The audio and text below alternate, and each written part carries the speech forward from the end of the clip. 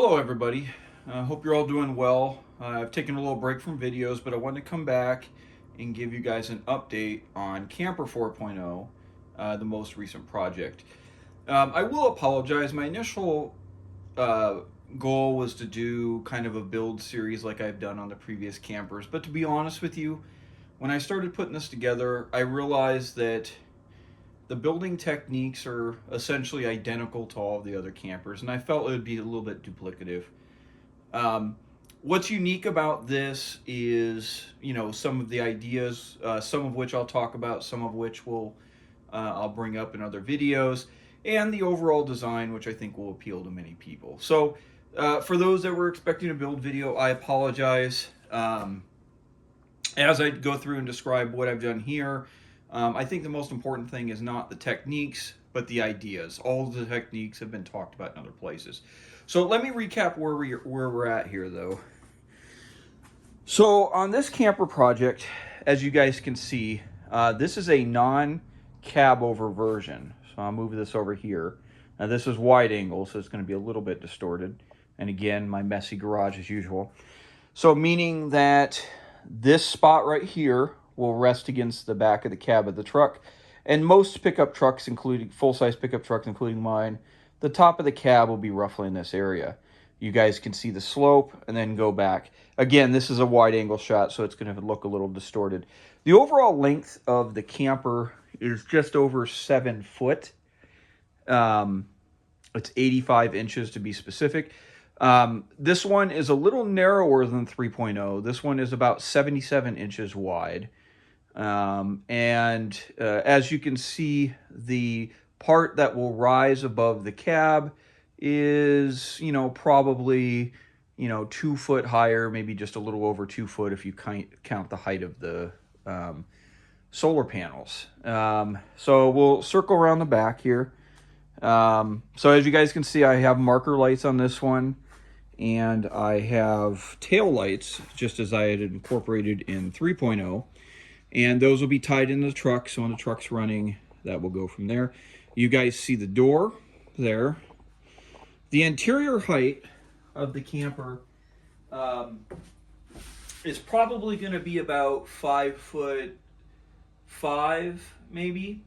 So I'm 5'8", and obviously I can't stand up in it, but I can bend over. And again, the philosophy of this, though, is this is meant to be a little lighter weight and a little bit of a lower profile. So as this build continues, you guys will see that a lot of the design characteristics I incorporate are meant to kind of take into effect that this space inside is definitely smaller. So yes, most people are not going to be able to stand up in it, but that's kind of not the point.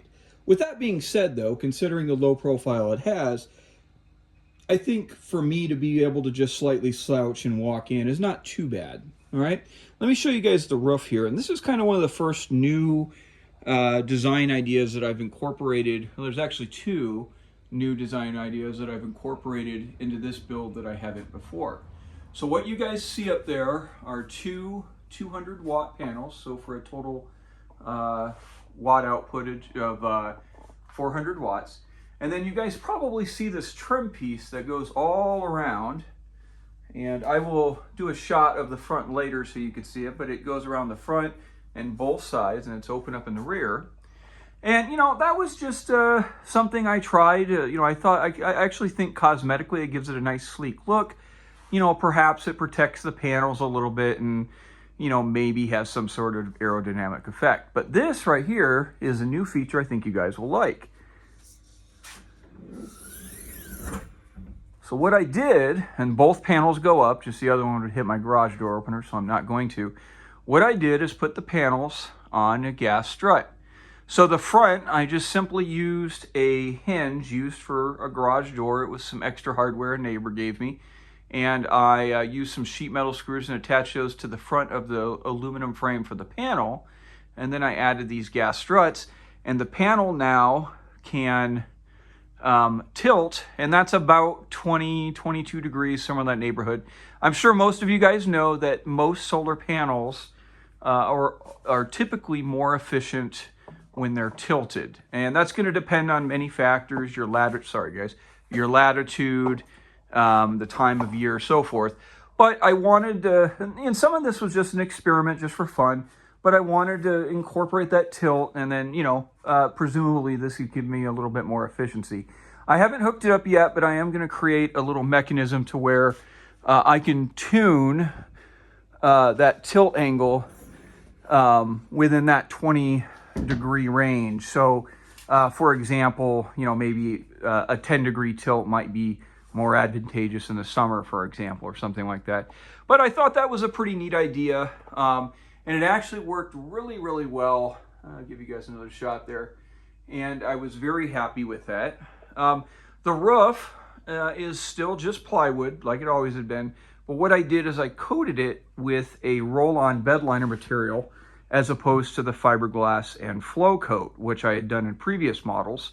There was a product called Durabac. As many of you may know, most of the roll-on bed liner materials are highly textured, but Durabac, that's the company, makes a version of it that is smooth. So it went on really just like a thick epoxy paint or something. And this is a tan color right here.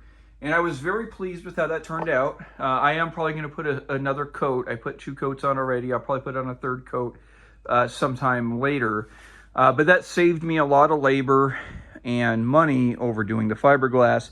And I'm pleased with it, and I expect it to perform just as well. So I'll show you guys the inside. The outside, as what's probably obvious, is largely completed.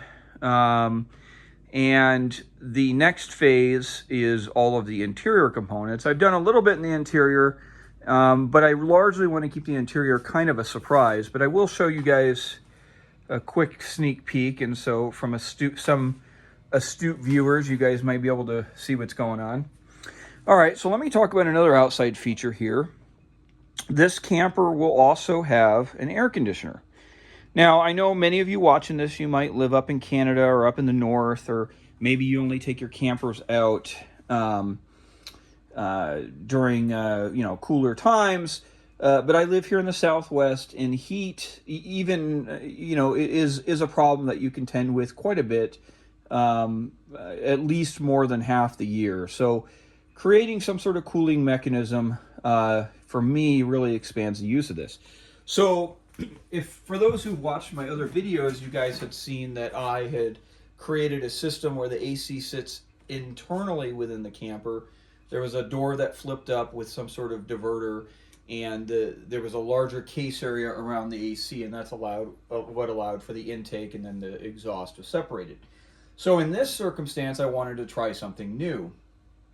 Obviously, I don't have as much room in here, so I didn't want to put the whole entire AC in the internal of the camper, so I kind of split it in the middle. And what I did, which I was actually really pleased with how this turned out, is I essentially put the AC roughly, well, it's actually probably a little bit more on the inside of the camper than the outside.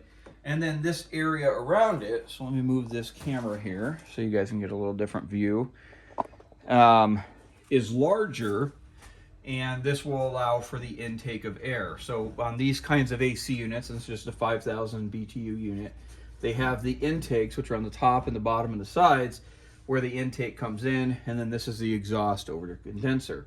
So what I did is I essentially had the hole, I put a platform. This is just a ratchet strap that I screwed to this platform here, ratchet down nice and tight. The hole is larger than the AC. Now on the interior, I haven't completed that yet, but that will be blocked off so it's sealed from the interior to the exterior, which has to be done for these to work efficiently.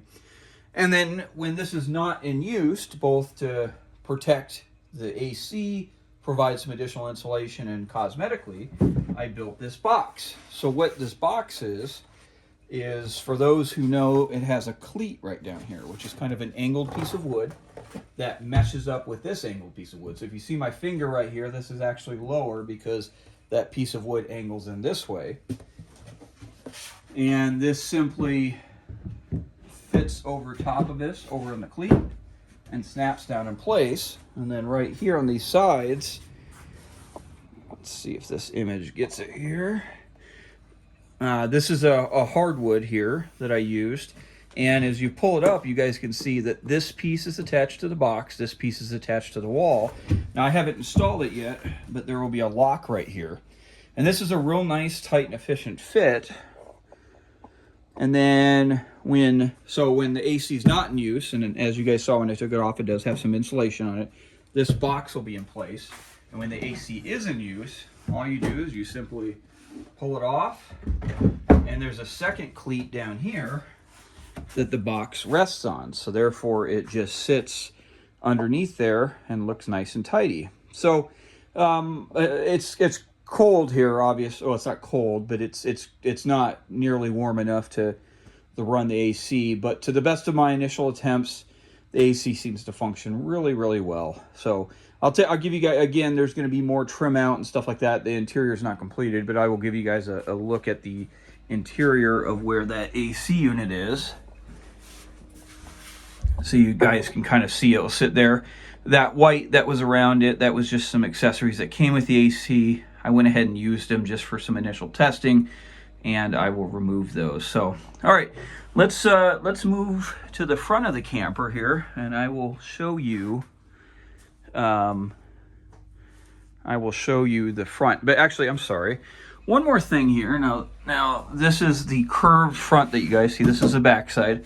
As you can see here, these pieces of plywood, okay, that's what allowed me to define the curve here. So remember what that looks like, and then let's go take a look at the front, and I'll explain what I did there.